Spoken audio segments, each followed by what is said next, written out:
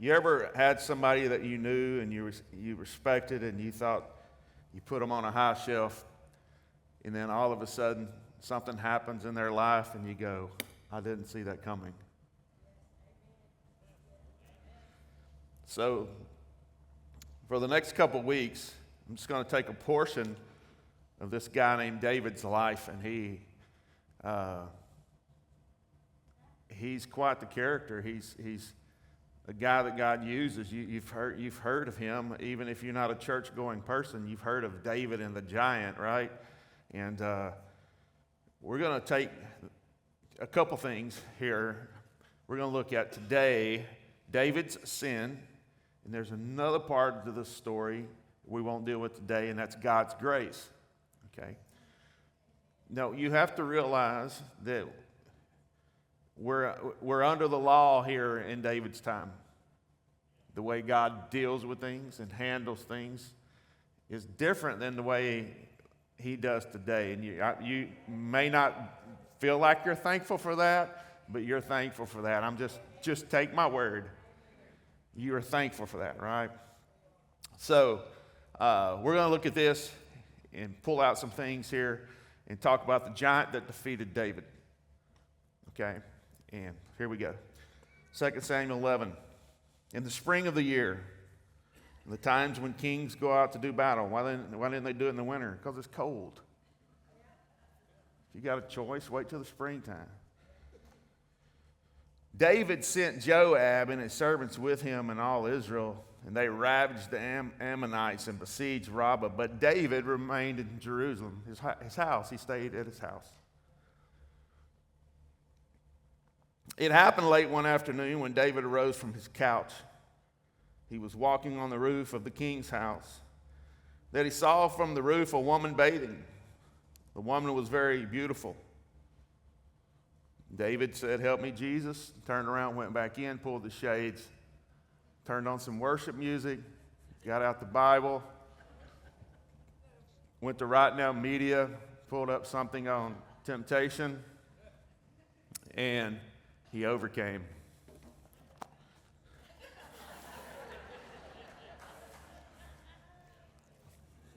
Maybe don't say that.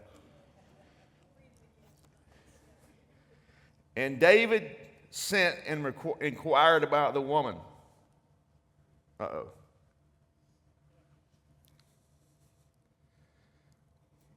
This is what I know about me. I don't know about you.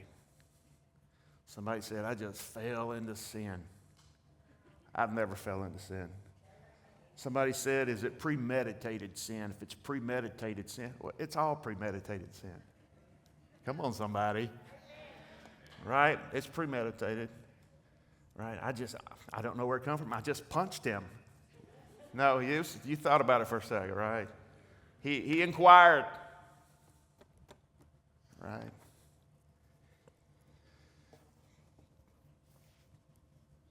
And one said, is this not Bath? Sheba. That's where we get the word bath. I'm just kidding. I really don't know if that's true. I've never even looked that up, but it sounds right. The daughter of Eliam, the wife of Uriah the Hittite. So David sent his messengers and took her.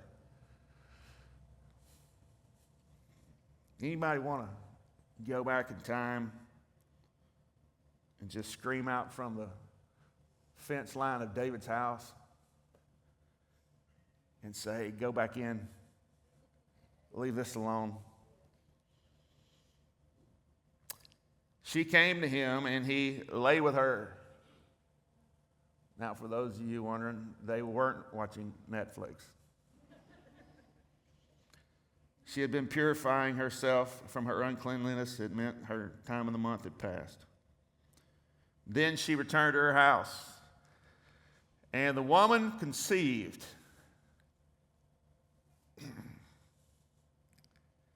She sent and told David, I'm pregnant. Well, what you going to do about it? So David sent word to Joab. send me Uriah the Hittite. This is her husband.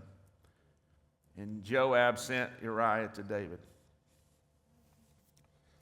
Can you keep going, or did I mess you up by telling you? Can you keep going on these verses?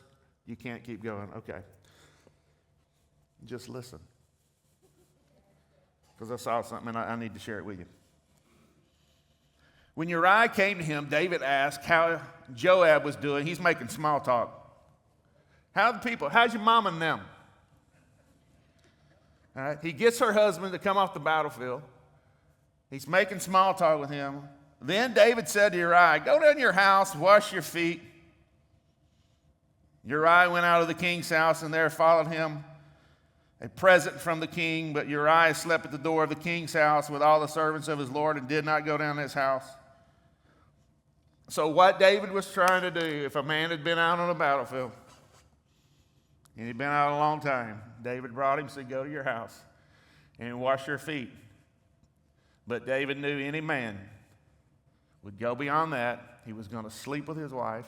There were no DNA. There were no Jerry Springer shows. There were none of those things. No Dr. Phil's. Nothing going there and swab your mouth and go, it's yours. No, none of that. So he knew if he goes to his house and he sleeps with his wife, there's no way to tell that this kid is mine. All that David knows, it's his. But Uriah is so committed. He is a Dallas Cowboy fan.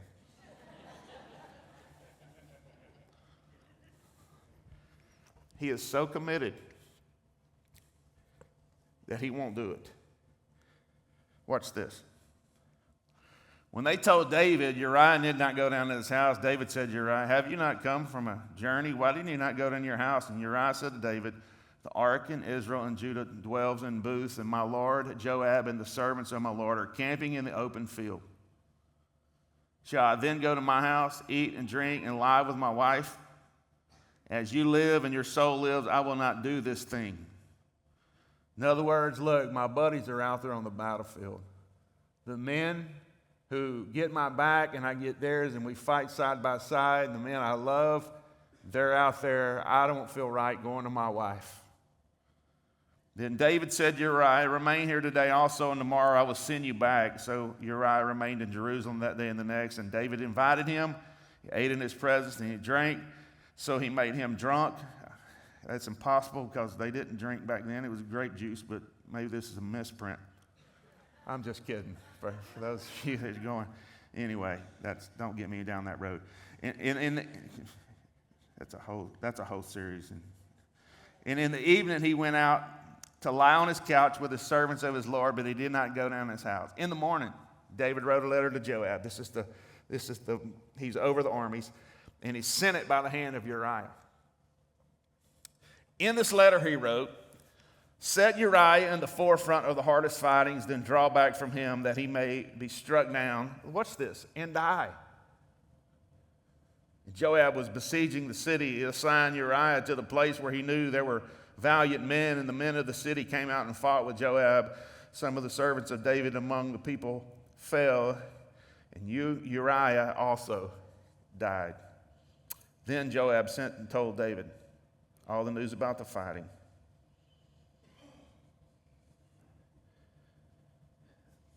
Let's unpack this. It's an interesting story, isn't it? How can this man go from that to this? How? It's a process. Okay? It's a process. David is no stranger to doing battle. As a matter of fact, I looked this up. He never lost a major battle. And we have 9 major battles recorded that David fought, and he won all of them, and 66 battles altogether that recorded that he fought. That's a lot of fighting. Goliath brings the most famous to our minds, right? Every battle we see, David, before he goes into battle, he inquires of the Lord. He inquires of the Lord for strength, for wisdom, for direction. He inquires of the Lord. Every battle, he has a plan. Every battle David is prepared. But we just read about a battle that David didn't see coming. Yet when it presents himself, he doesn't inquire of the Lord. And he has no plan for it prepared. His enemy isn't a Philistine giant or a vast army of renegades. You might be thinking, yes, his enemy was that naked woman named Bathsheba. But let me tell you, she was doing nothing wrong. She was taking a bath, right? She said she should have been in her bathroom. That was her bathroom. Yet we're westernizing this stuff in our mind. What was he, peeking through a window? No, they were bathing outside in a pool. She was doing nothing wrong. She wasn't the enemy. David's enemy was himself. Right off the bat, we see something has changed in David's behavior.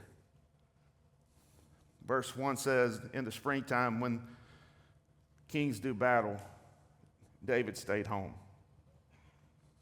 As we look at David's life in the past, he would have been the first on the battlefield. He would have been leading his men. Joab wouldn't have been doing what his job was to do. He would have been there leading Joab. His sword would have been freshly sharpened and his armor polished like the king would be, and he would have been the one leading the charge. But not today, not this spring, not this battle. David sends someone else to do what he should be doing. David's doing to Joab what Saul did back in the valley of Elah, if you remember the story now, with Goliath. Goliath, 9 foot tall, breathing out threats against Israel. David is a young man, one red hair on his chest, going through puberty, voice cracking, a couple pimples. It is what it is. His dad says, take some bread and cheese, go see how your brothers are doing. They're in the war. David gets there, they're all hiding. He thinks they're playing hide and seek. All of a sudden, he hears this threat coming out, speaking against his God. And David said, who is this Philistine that he should say something about our God? And they said, shh.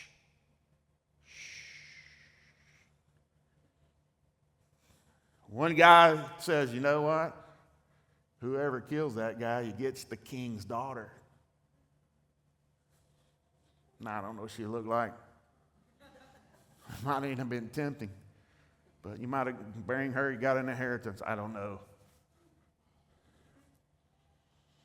David goes to Saul, the king. You got to get this picture.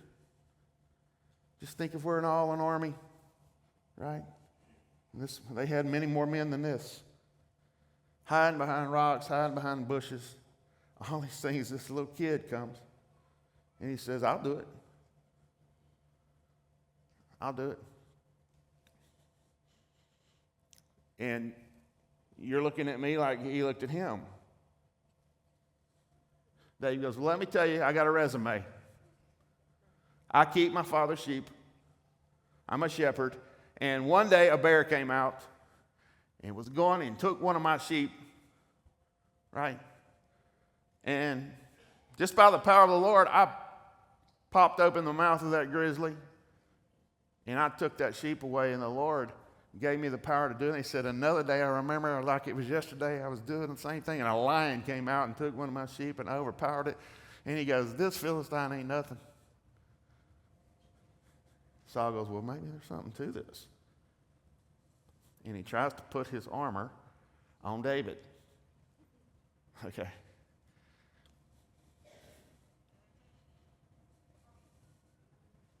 And it don't fit. Of course it's not going to fit.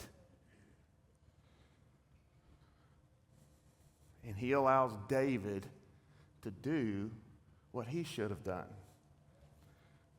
David is doing this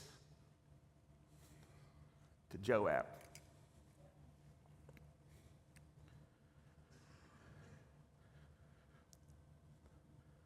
Saul sends a kid with a sling and a rock who has a relationship with God and believes he is Jehovah Jireh, the God who provides. This kid defeats Goliath, Israel's greatest enemy. Now we see this kid as a king. This day in Jerusalem, his sword is hanging on the wall and his tarnished armor is in the closet. Why isn't David on the battlefield? Why is David at home? Is he battle weary? If you read the chapter before, we see he just killed 700 men of chariots and 40,000 horsemen. That's got to take something out of you. I mean, some of you got a teenager and you're drained. Some of you got a puppy and you're drained. Some of you got a teenager and you wished you would have got a puppy.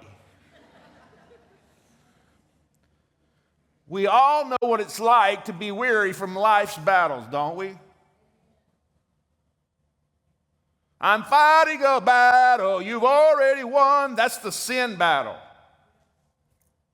That's the eternal battle that he's already won. But what about my divorce battle? What about my bad report from the doctor battle? What about my job battle? What about my mental battle? What about those battles? We fight one and then comes another. Anybody feel like that? Right? Who wouldn't let someone else go fight a battle for you? Who wouldn't gladly put that weight on someone else? Who wouldn't gladly go, you come here, fight my temptation. You come here, you deal with my divorce.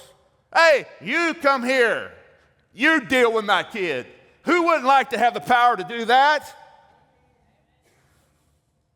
You carry my kidney stone.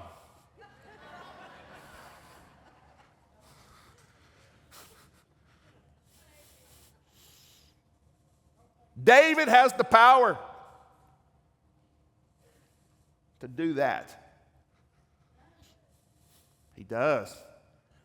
If he says to you, go, go. If he says to you, die, you die. If he says to you, you're blessed, you're blessed. If he says, bring him from the forefront of the battle and you're coming from the forefront, he says, take the letter, your death letter to Joab, the letter that's saying, kill him, in your hand.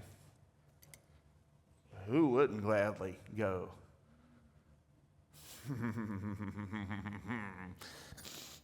Who can I put this on? Many in here today are facing multiple battles that if you had the power to pass that off to someone else's plate, you can sit here and be churchy and religious and all you want to look like right now, but you would put it on their plate. You would pass it on.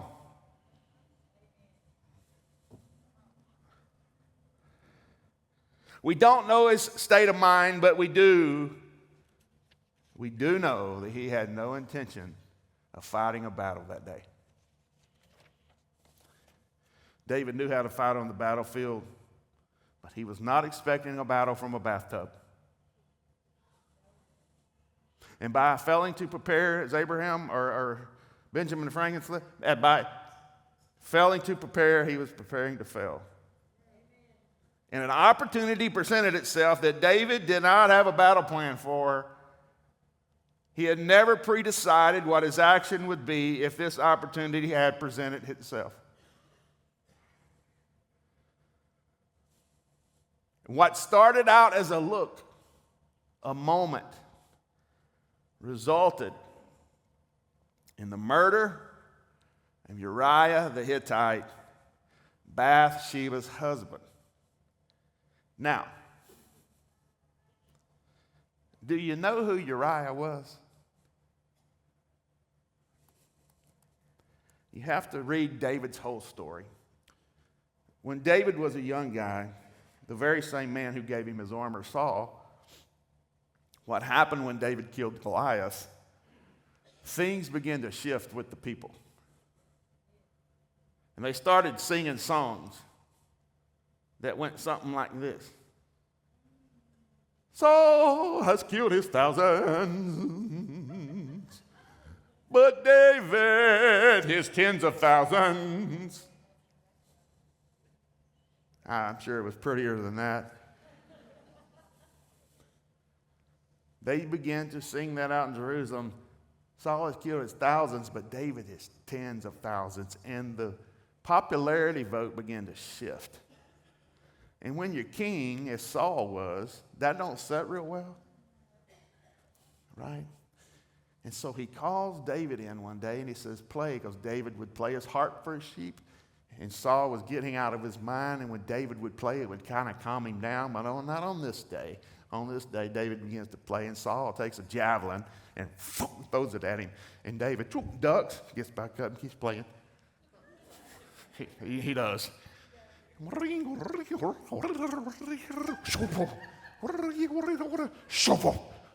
after a minute, he goes, I don't think he's just playing with me. So Saul sets out to kill David. The Bible, you need to put all them other books up and read this. It can be trashy. I mean, you talking about some sure enough trash. There's all kinds of stuff in there. So David has these men, and he's in the wilderness. Saul's hunting him. And he has a group of men around him. They were called David's mighty men. They risked their life to save David's life. And one of them is Uriah the Hittite.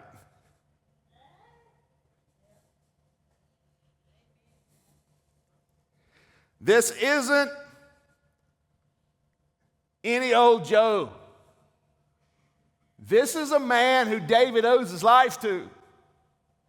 This is a man who had his back when the king was trying to kill him.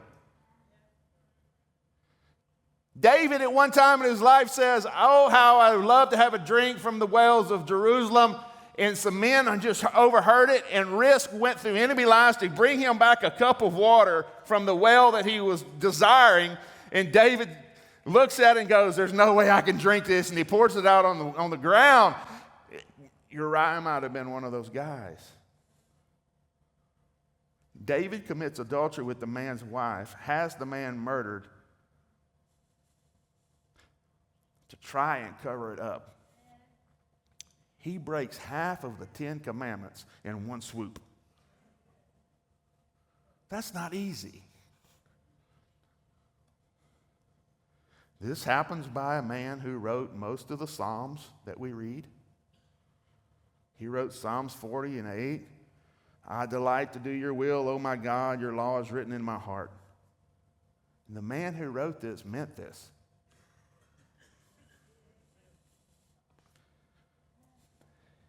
What does this teach us today? Those of you listening online. The seeds in the capability of the worst possible deeds.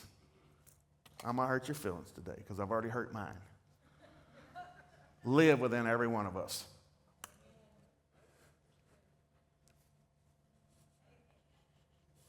I know this is first service and it's hard for you to grasp at first service because you're like another notch above second service spiritually. Even, watch this, even people who are called by God, appointed by God, anointed by God, used by God, even a man after God's own heart.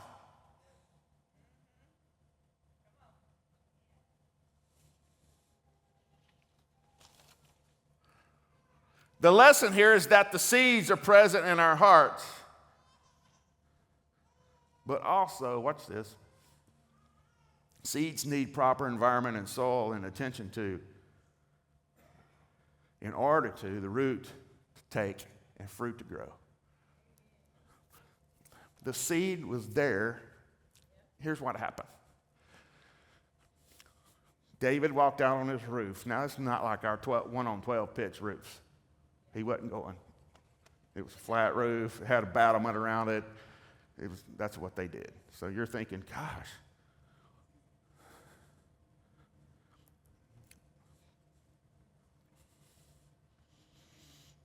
He sees her.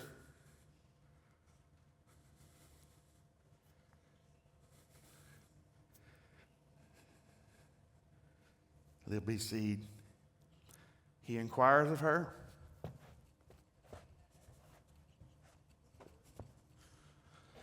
Calls for her. Lays with her.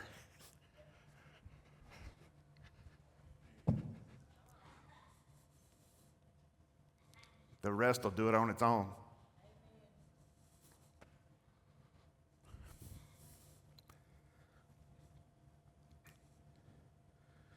David had 8 wives over his lifetime.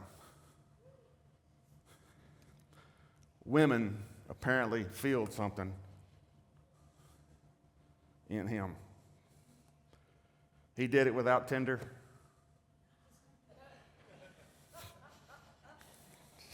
I didn't know what that was till a while back. Somebody's trying to explain. It was on Tinder. I was like, Tinder? What? Love me tender, love me. No, not that. It's a dating site, and you like them, you swipe, and 8 wives without social media. There was some void in David's life in women he was trying to fill with that, but apparently, you don't talk about how spiritual genetics happen. Don't think what we do today. Even if you don't. Somebody said, "Well, I didn't teach them that." You don't have to. It's not taught; it's caught. His son Solomon, and that very next generation, watch this. David had 8 wives. Solomon had 700. 700. And they said he's one of the most wise men that ever walked. I disagree. I disagree. Hey, he's stupid. 300 concubines. That's 1,000. That's 1,000. Walk gently here, George. Estrogen bombs. That's 1,000 mother-in-laws.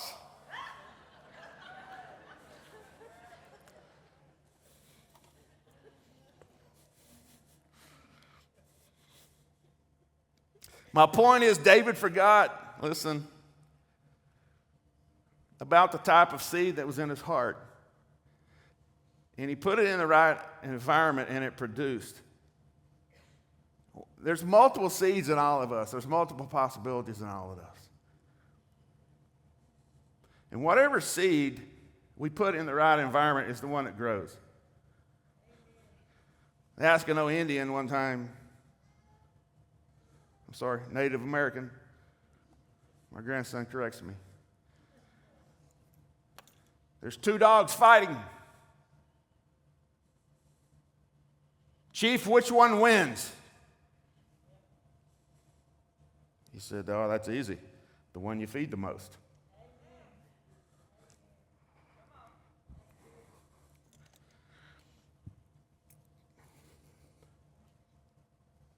So let me ask all of us an important question. Have we identified the type of seeds that's in our heart?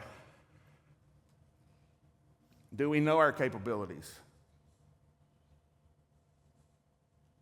Do we know what that seed will produce if it's in the right situation, the right environment, the right people, the right crowd, the right place, the right moment?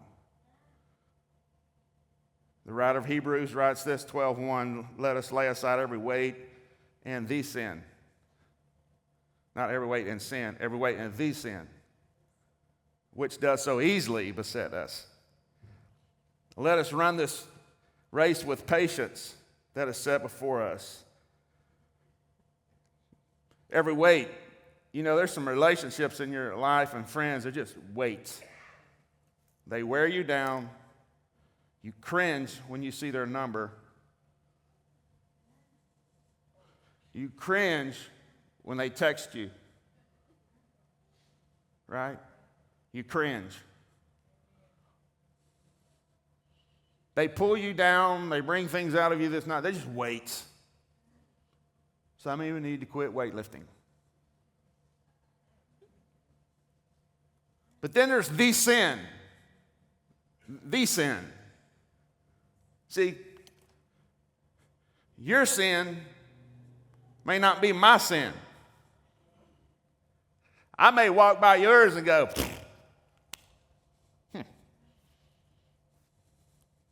hello. Everybody needs to know what the sin that so easily, right? So easily the one that just, okay. Get her.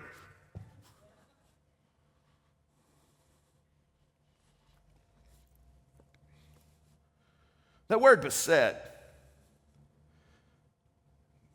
easily besets us, means the one that we constantly struggle with and are naturally inclined. I say this all the time. I don't know how many generations are still alive in your life above you, but if they will be honest with you, and this is a kicker, if they would be honest, I'm almost 100% sure, but I bet they fought. Same thing you do. David, Solomon.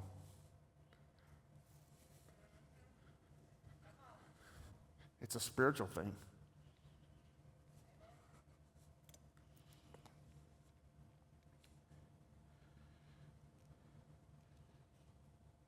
Yours may be gossip. There's some people, their tongue's sharper than a sword.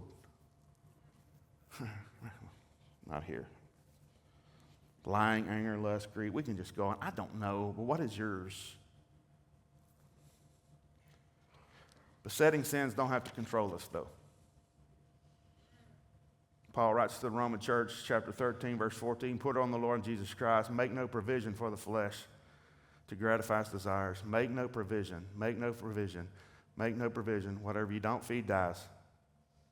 Listen to me. The best way to beat some things is starve it. Is starve it. We can never get rid of fleshly desires because we flesh. Okay, I'm flesh. If you don't provide the necessary means for that desire, then it will die. It will not grow. David is confronted with a desire of his, and David makes provision for it. And you say to David, you don't understand, man. I've been born again, saved, set apart, sanctified, glorified, petrified, pasteurized. Sorry to hurt your feelings today. The capability to be our old self is there. And if you don't know that, you're going to win battles, and you're going to go, and you're going to put your armor aside, you're going to let your guard down, and the enemy is not afraid of your past victories. He's going to go right now. And without notice, without warning, whatever thee is, will be there. You know I'm telling the truth. You're looking at me funny.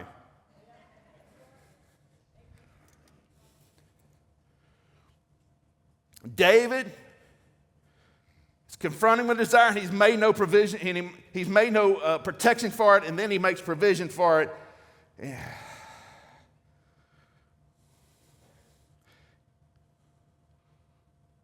I'll ask you a question here. Maybe you can relate to this one. Do we think we're better than Abraham, Jacob, Moses, Peter?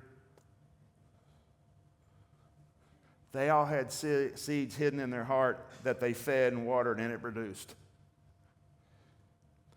Seeds are small. Starts out small.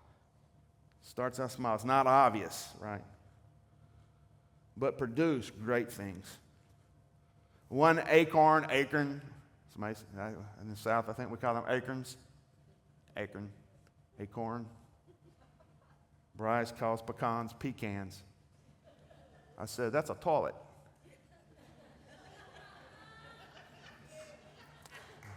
Yeah. First service, look, I didn't get in bed till 1 o'clock this morning. I'm way more alive than you are. One acorn, you know this, has the potential to produce a whole forest if put in the right soil. If put in the right soil, anger, lust, greed, jealousy can produce enormous things.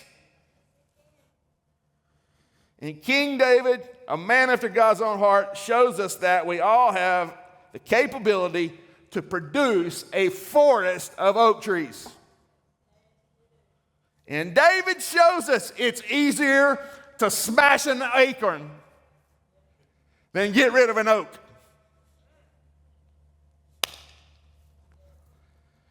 The acorns that we tolerate do have potential, given the right situation, to produce a tree.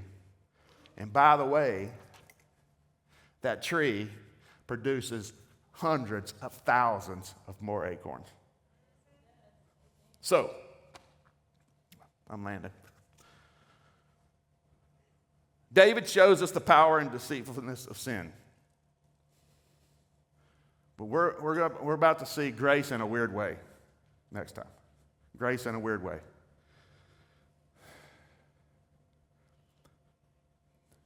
I'm going to give you a little something here. David's consequence, I guess, for his actions was three things. Bathsheba's baby passes. Okay, no, don't go back into that era and say everything that's happened to me, God is punishing me, because that's the case. We're all smoked. Listen to me. If God still works in these, and there's a reason for this. There's a reason for this, and I just want you to kind of why was the innocent party taken and the two guilty people allowed to live? David and Bathsheba lived. The baby died.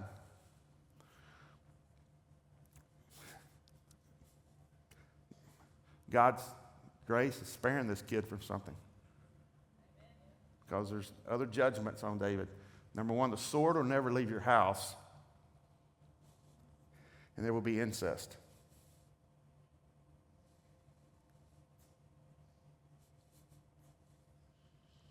Okay. You say, oh my gosh, how's that grace? You're going to have to show back up, because there's more in this. So much more in this. And you're going to go, oh. So, this morning, actually driving home last night, I'm like, why? Why did they take the kid?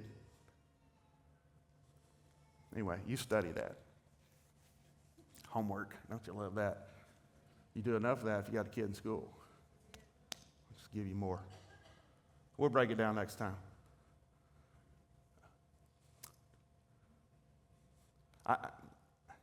I don't think you have to pray this week about what your seed is. I'm not going to tell you, you know what, pray this week that God will show you what the sin is. Hey, it's not a prayer issue with me. How about you? What you need to do is, God, give me strength and wisdom not to put it in the right environment where to grow.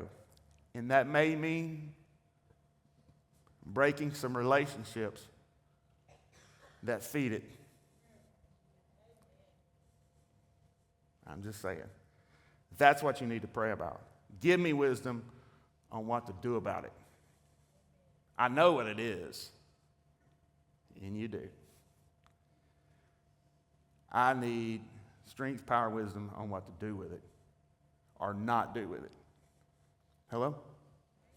Because if David would have done what he'd always done before, he would have inquired of the Lord, and the Lord would have gave him power to win that battle just like he did all the others. Right? Stand. Ooh, we have got parking lot wars going on right now. I'm overtime. Yeah, Father, the Holy Spirit will lead, guide, and direct us if we will lean into Him. if we will inquire of him, if we will ask of him. But we lean on our own understanding. We justify, we do all these things. The tempter who tempts us, the enemy, when we give in, he becomes the condemner. And we enjoy the pleasures of sin just for a season, for a moment. And then the condemner comes in and condemns us, and the guilt comes, and we make promises to you. I'll never do that again. But the strength doesn't come in that. The strength comes in not planting the seed, not putting in the right of one. God, give us wisdom. Give us the power we need, Holy Spirit, that when we're in these things and we inquire of you, that you will do like David did in every other battle. You'll give him a battle plan, a strategy, and strength. Because we are flesh trying to be spiritual. We will not take on a glorified body till we're in your presence for good. Until then, we're in warfare. Warfare. And everyone in here has the sin that does so easily besets them. So easily. Give us godly wisdom on what to do with that seed and power to do the right thing. We thank you today. We thank you today. For with every temptation, you will prepare a way of escape. Thank you today, Jesus. I ask it all in your name right now. Everybody in the house say amen.